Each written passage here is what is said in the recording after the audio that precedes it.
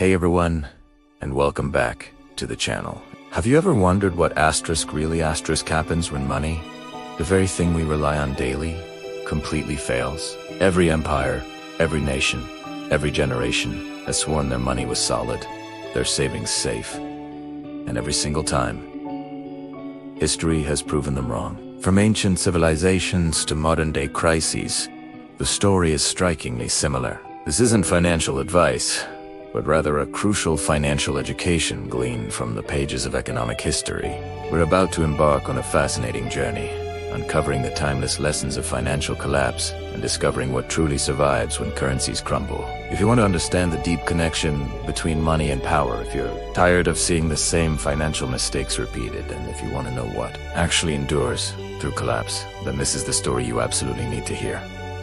Let's dive in. Imagine the mighty Byzantine Empire. For centuries, their gold solidus was the gold standard, a symbol of stability and power across the known world. But gradually, imperceptibly at first, emperors started debasing it, chipping away at its precious metal content, replacing gold with cheaper alloys. Initially, it seemed like a clever way to solve immediate financial problems.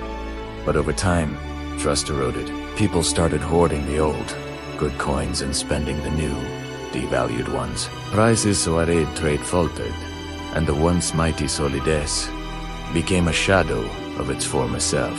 What lesson does this teach us? That trust, once lost, is incredibly hard to regain, and tinkering with the fundamental value of money is a dangerous game. Fast forward to the Black Death in 14th century Europe. This wasn't a monetary collapse in the traditional sense, but an economic earthquake that reshaped everything.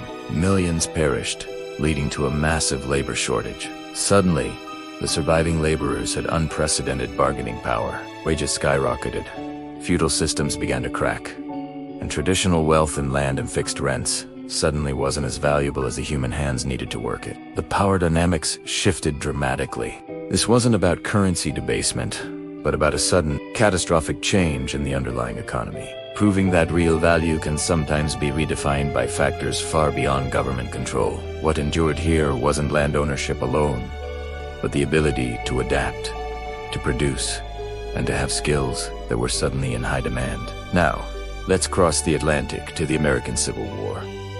Both the Union and the Confederacy printed vast amounts of paper money to finance the conflict. The Confederacy's graybacks became a stark example of hyperinflation.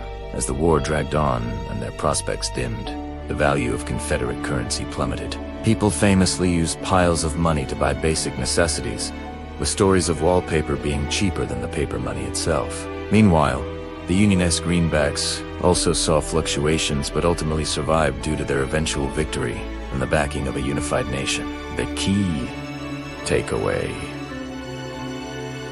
Here, paper promises are only as good as the entity making them, and the public's belief in their future. Without trust and a stable backing, paper money is just paper. The French Revolution offers another brutal lesson with its assignats.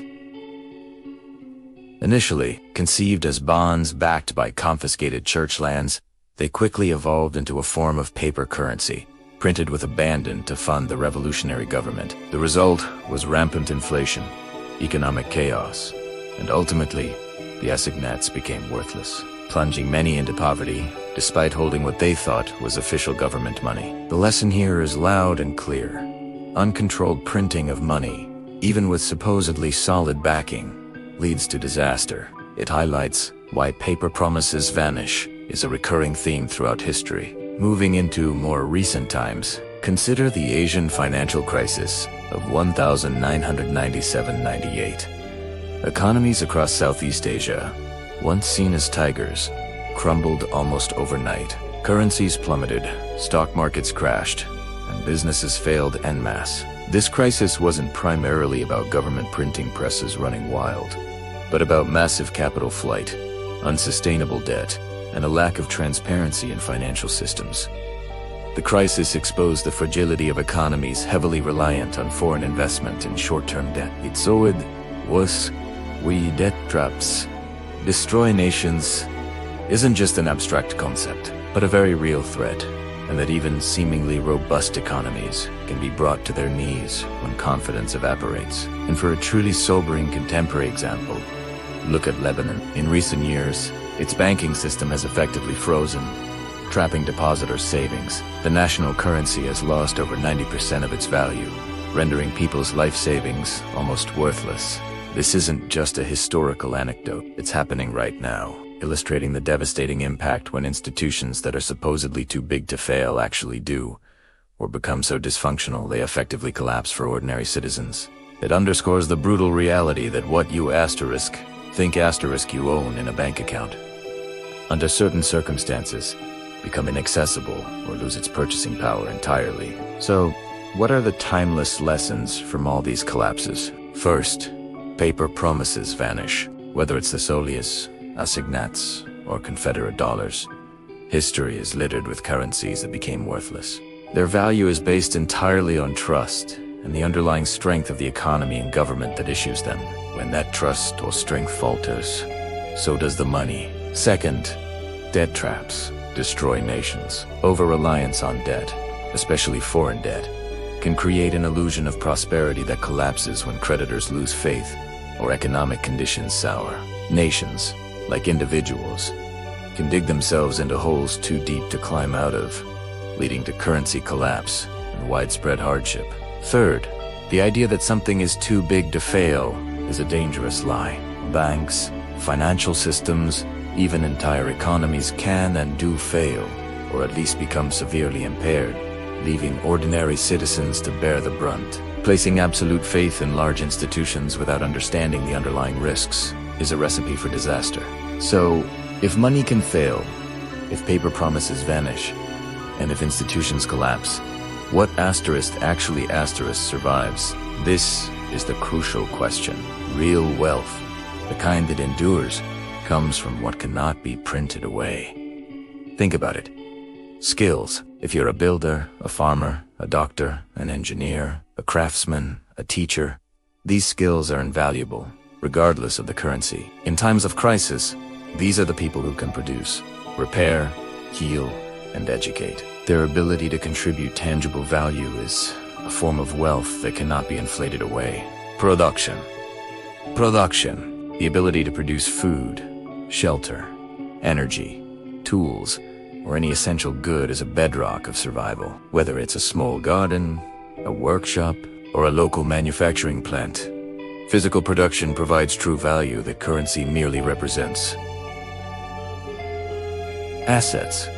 Not just any assets, but productive, tangibleones, land that can grow food, tools that can build, equipment that can generate power.